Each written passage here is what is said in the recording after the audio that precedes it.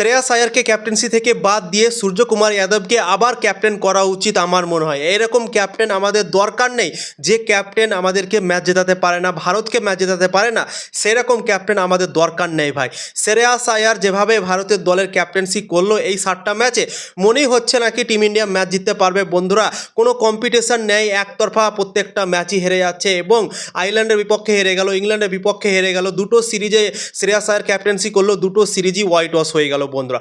তো এইরকম ক্যাপ্টেন আমাদের দরকার নেই ভাই, যে ক্যাপ্টেন আমাদেরকে ম্যাচ জেতাতে পারে না, একটা ম্যাচও জেতাতে পারে না, সেরকম ক্যাপ্টেন আমাদের লাগবে না বন্ধুরা। আমাদের সূর্যকুমার যাদবই অনেক ভালো ছিল, সূর্যকুমার যাদব রান করতে পারছিল না তার ব্যাট থেকে, কিন্তু সে ক্যাপ্টেন্সি অসাধারণ করছিল, ভারতের দল ম্যাচ জিতছিল, লাগাতার ম্যাচ জিতছিল এবং টিম ইন্ডিয়া চ্যাম্পিয়নও হয়েছে সূর্যকুমার যাদবের ক্যাপ্টেন্সিতে। এবং কিন্তু শ্রেয়াস আয়ারের ক্যাপ্টেন্সি এসে আমরা বুঝতে পারছি কি, মনে হচ্ছে টিম ইন্ডিয়া ম্যাচ জিততেই ভুলে গিয়েছে, মনে হচ্ছে শুধুমাত্র হারতেই এসেছে, জিতার কোনো নাম কথাই নেই শ্রেয়াস আয়ারের ক্যাপ্টেন্সিতে বন্ধুরা।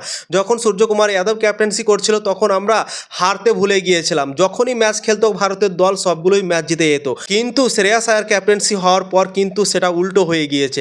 শ্রেয়াস আয়ার ক্যাপ্টেন পর শুধু হার হার হার হার দেখতে দেখতে না আমাদের মাথা খারাপ হয়ে গেল বন্ধুরা।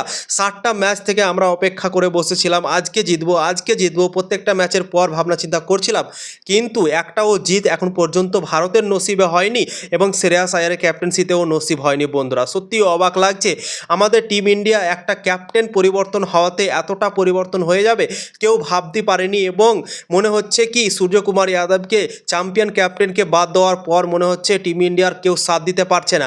যে প্লেয়ারগুলো ভারতের দল থেকে এখন খেলছে সেই প্লেয়ারগুলো মনে হচ্ছে ব্যাটিং করতে ভুলে গিয়েছে। এই প্লেয়ারগুলোই কিন্তু সূর্যকুমার যাদবের ক্যাপ্টেন্সিতে খেলেছে বন্ধুরা, অসাধারণ খেলেছে। অভিষেক শর্মাকে তোমরা বলো, ঈশান কিষানকে তোমরা বলো, শিবম দুবে, তিলক বর্মা, সবাই ভালো ক্রিকেট খেলেছে।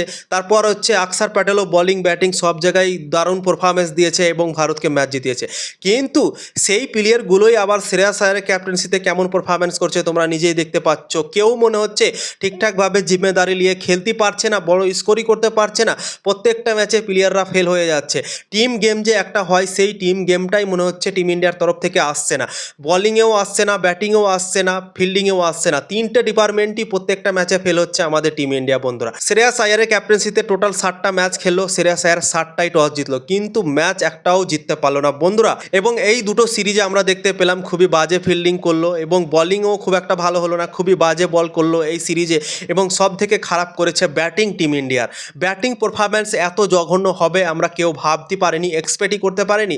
এবং এই প্লেয়ারগুলোই যখন সূর্যকুমার যাদবের ক্যাপ্টেন্সির আন্ডারে খেলেছে তখন কিন্তু এই প্লেয়ারগুলোকে আউট করা খুবই কঠিন হতো বন্ধুরা। যে কোনো দলের সামনে বড় বড় স্কোর করতো এই প্লেয়ারগুলোই এবং ভারতকে ম্যাচ জেতাতো আগে। কিন্তু শ্রেয়াস আয়ারের ক্যাপ্টেন্সিতে খেলার পর কিন্তু এই প্লেয়ারগুলো রানই করতে পারছে না, বড় স্কোর করতে পারছে না, প্রত্যেকটা ম্যাচে হতাশ করছে সবাইকে। একই কাহিনী চলছে প্রত্যেকটা ম্যাচই, আমরা দুটো সিরিজে দেখতে পেলাম, আয়ারল্যান্ডের বিপক্ষে এবং ইংল্যান্ডের বিপক্ষে।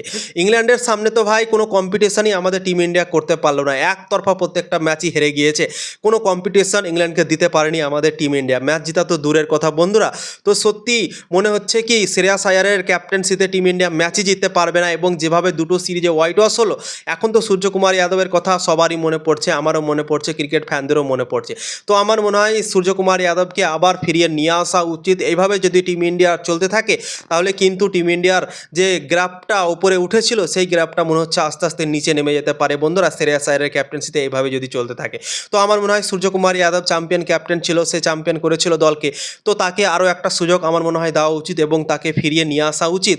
এরপরে যখন টিম ইন্ডিয়া কোনো বড় দলের সাথে খেলবে সেই সিরিজে আমার মনে হয় সূর্যকুমার যাদবকে আবার সুযোগ দেওয়া উচিত বন্ধুরা ক্যাপ্টেন্সি করার জন্য। এবং শ্রেয়াস আয়ারকে আমার মনে হয় ক্যাপ্টেন্সি থেকে সরিয়ে আমার মনে হয় প্লেয়ার হিসাবে খেলানো উচিত শ্রেয়াস আয়ারকে, আমার এটা ওপিনিয়ন বন্ধুরা। তোমাদের কি ওপিনিয়ন তোমরা জানাতে পারো।